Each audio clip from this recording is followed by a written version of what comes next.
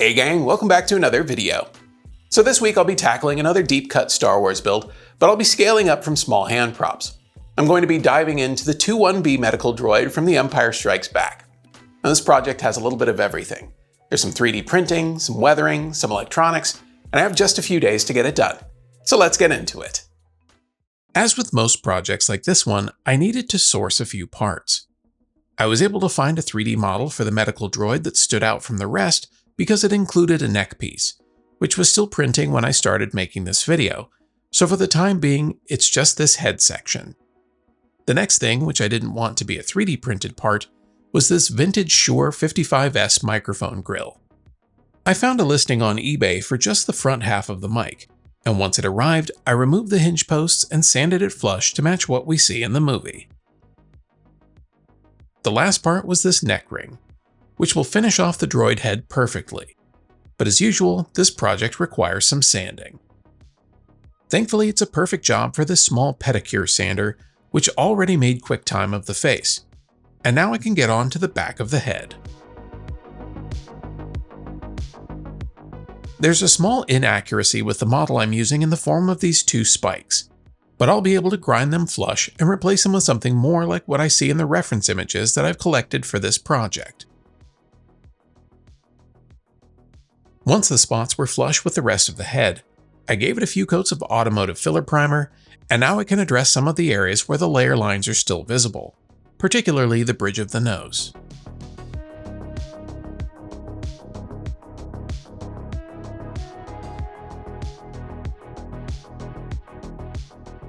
I gave the entire head a round of sanding and another coat of primer, and now I can move on to the metal band detail. When I assembled the two halves of this head, I ran into some alignment issues that made the center printed band unusable, so I decided to use a real metal band instead. This will not only look better than metallic paint, but the metal should hide any of the unevenness of the print. But in order to get the band to stick, I'll need to apply some VHB tape. The parts were dusted off with a tack cloth before application to make sure that it had a dust-free surface to bond to, but also so that I wasn't applying this over the paint where it could potentially delaminate. So once I had the VHB tape in position, I could move on to paint. There's a lot of speculation about the actual color of this droid, but it's my opinion that you should use the color that you think is correct, since you'll be the person seeing it most often. So I went with a metallic light blue color that's a bit closer to the color of the action figure I had as a kid than it is to the prop I see on screen. I gave the head a few passes with the metallic blue spray paint, and then I could set it aside to dry while I shift gears to work on the mouth.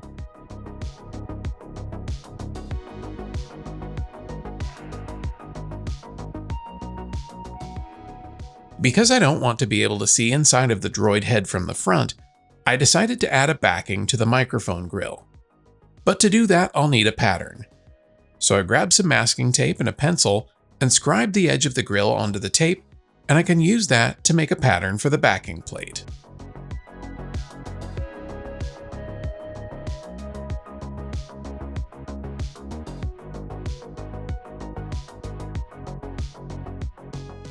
This pattern was then stuck to a piece of styrene, and then I could cut it out with a sharp razor blade. As you can tell, my cutting job was a little rough, but I don't think you'll notice it once it's all assembled. Now, rather than just have the grill be empty, I dug into my Greebly bin of unused prints, random machine parts, and wires, and started adding parts to the backing plate to make it a bit more interesting. And then the camera ran out of battery.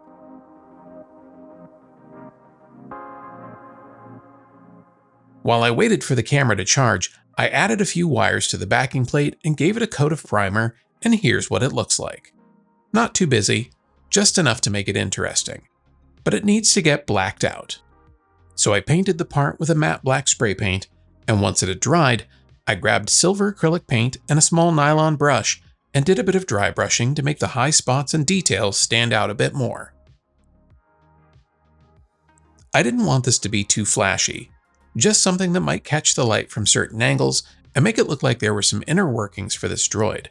And I think this combination of objects and wires does a great job of that.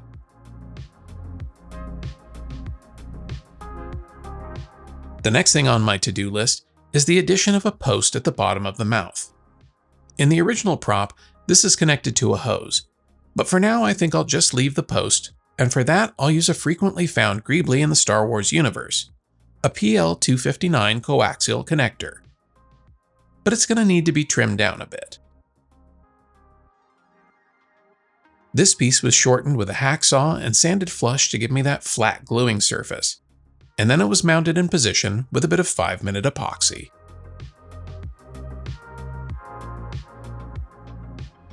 The next part of the build to tackle is the neck piece. On the original Droid, this piece was clear plastic, so I decided that I'd try printing it in clear ABS filament. And I also thought that I'd give acetone vapor smoothing a go to see if maybe this will help the print look a bit more clear and less frosted.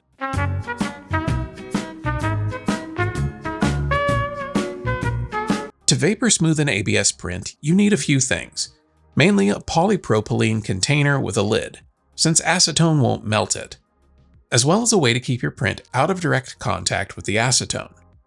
Now in my case, I'm using a cookie rack that fits inside of the container, but you could use any number of things, just as long as it won't react to the acetone. I lined my container with paper towels, and then saturated the paper towels with the acetone. Then I could set the print on the rack inside of the container and close the lid. The way this process works is that the acetone vapor circulates inside of the container, and over time slowly softens the details in your print. Now, depending on the complexity of the part, the size of your container, the ambient temperature, and how much acetone you're using, this can take anywhere from 20 minutes to 2 hours for the print to smooth out. So I set the container aside and got back to working on the rest of the head, making sure to check in every 20 minutes. The metallic blue paint is dried and I can get to adding on the metal headband accent. So I'll remove the protective strip from the high bond tape, and then I can apply the aluminum to it. Now this proved to be a little bit more difficult than anticipated, since the compound curve of the head caused the metal band to pucker a bit. So off camera, I removed the band and the tape, and instead applied the tape to the metal strip, and then I set it in place, being sure not to overwork the placement. And here's what it looks like. Now, it's not perfect, but it's a considerable improvement from my first attempt. With that out of the way, and the epoxy cured on the grill, I can get to installing the microphone. Because I had to enlarge the opening to fit the microphone grill, it's a very snug fit. But once it was in place, I did add a bit of CA glue as a temporary hold, and later mixed up some epoxy and added it to the inside of the jaw just to make sure that microphone doesn't go anywhere. The next thing to add to this droid are these small detail pieces. These will go in the same location as the spikes I ground off at the beginning of this build, but first they'll need a bit of paint. This silver spray paint has become a go-to for these projects lately, and it's perfect for this type of detail. So they got a coat of silver, and then I set them aside to dry, and once they were ready, I glued them in position with some CA glue.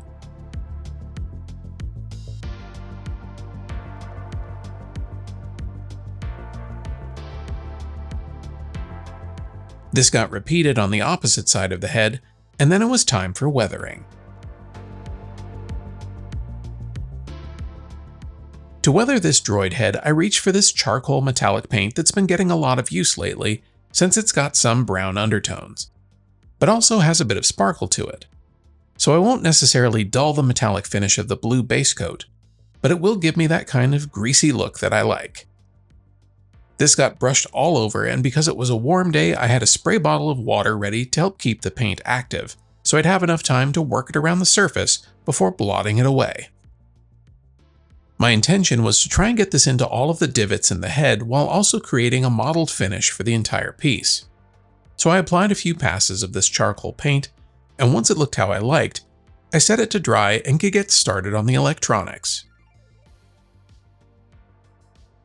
This droid head doesn't do much, but it definitely looks like it's got glowing eyes.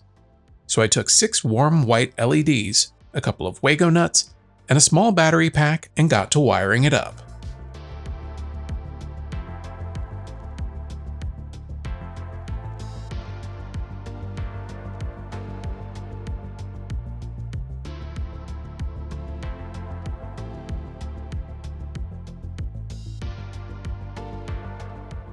The eye holes were slightly smaller than my LEDs, so I pre-drilled the holes and the LEDs press fit into position.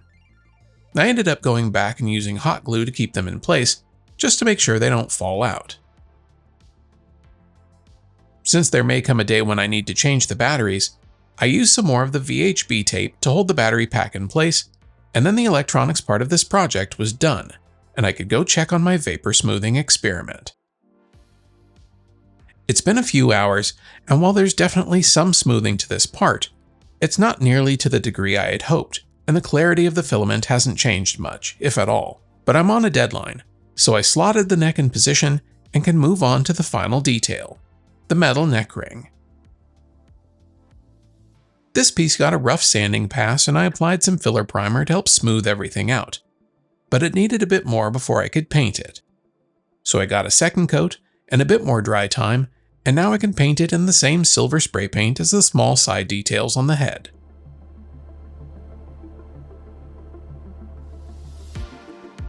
Once the silver was dry, I gave the side of the neck ring that will be glued to the neck piece a rough sanding to help with adhesion, and then I could mix up some more 5-minute epoxy and glue it into position.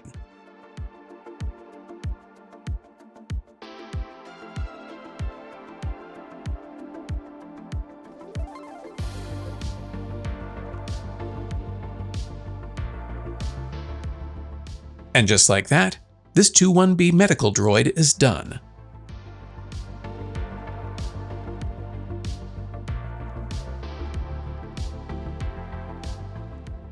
While this build wasn't without its challenges, I'm still really happy with how it turned out, and I know it'll fit right in amongst my other Star Wars props.